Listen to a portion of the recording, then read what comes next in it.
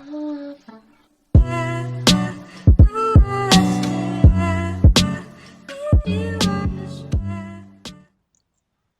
guys, welcome back to my second commentary on YouTube. I really enjoyed making the first one, so I thought I'd give it another try and just make another one. This one I'm going to be recording in post, just because I felt like in the first one, if you go back and watch it, I'd lose my train of thought a lot. And there was a lot of ums and ahs, and I don't know, it just made it harder to watch. Each one of these videos, I'm just going to kind of dedicate a topic to talk about, and just kind of give my opinion and take on it. That's some of the content that I like to watch, so I thought, hey, I'll give a go making it. I feel like I've got a decent opinion on some matters, at least I think anyway, but I guess people and you guys who are watching it are the real judge of that, so hey, I guess we'll see. Social media nowadays is, if you don't have it, you're kind of in a minority. Especially in my age group, it wouldn't be considered weird, but if you didn't have an Instagram or Snapchat, it'd be like, oh, what do you want? Do you want me to text you? And you know, social media is great. And despite what I say in this video, you know, it's not like I'm going to boycott social media or stop using it, because genuinely it does have some upsides that nothing else comes close. I mean, the interactions you can have online can be far better than any in real life. I think there's a level of irony in this video, considering that I'm posting to a form of social media. Whilst YouTube isn't what you consider a conventional social media like, I don't know, Snapchat or Instagram, in essence, the same formula's there. I mean, you post something, people either see it, watch it, and then they respond to it. You know, they like, they either comment. I think one of the things we unconsciously kind of realize and know is that our Instagram, or just social media in general, is almost a screenshot of a highlight reel of the best things that we do and want people to see about us. I think for the majority of people watching this, you know, you're not going to put the worst moments and things that happen to you that you're not proud of on social media, because you don't want people to see you in a light that doesn't reflect how you want to be seen. And that's completely understandable. Like, obviously no one does. But there is a slight issue to that. A lot of people use social media as a form of validation. I know I definitely did at one point, and I think most people do.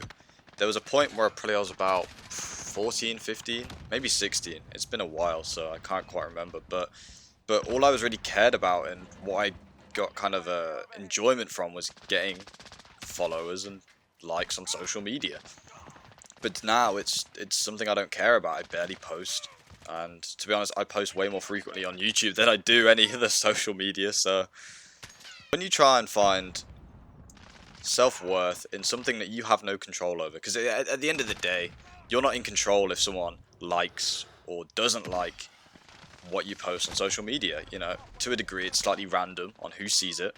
The only degree it's controllable to is you choose what to post, obviously. So if you post something that, I don't know, it's popular or a good-looking selfie, then you're gonna naturally get more likes. But once those likes and comments start to decrease, that's where you have an issue. That self-worth and validation someone once got from, you know, the responses and engagement on their social media posts, you know, they can't get anymore. I feel like this is true for anything. If you get too deep and involved into anything, once that thing slows up or stops, then you're gonna feel shit. I think that's just, at the end of the day, how it is. Kind of referring back to the highlight reel. You know, if someone who's maybe not, you know, has the best of lives, or, you know, goes through a lot of things that are very personal to them, and they see someone who seems to have everything sorted out, their life looks so good through Instagram or whatever they're using, I think this can make feel somewhat worse about themselves. And I don't think anyone intends to post on social media in a way which makes people feel worse about themselves. Unless they're a complete dickhead, then I guess. But for the majority, I don't think that's the case. I think to a certain degree, there's an expectation to how you should act on social media. It's not like I'm even saying that this expectation should change. I just think people should be aware of that expectation.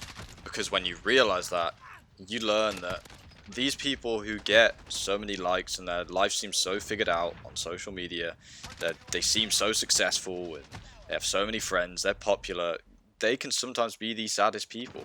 And often, in reality, the loudest person in the room is often the quietest when they're on their own. At the end of the day, I think social media is something that's great. I mean, you know, it allows people to connect, as I've said, in ways that you could never do before.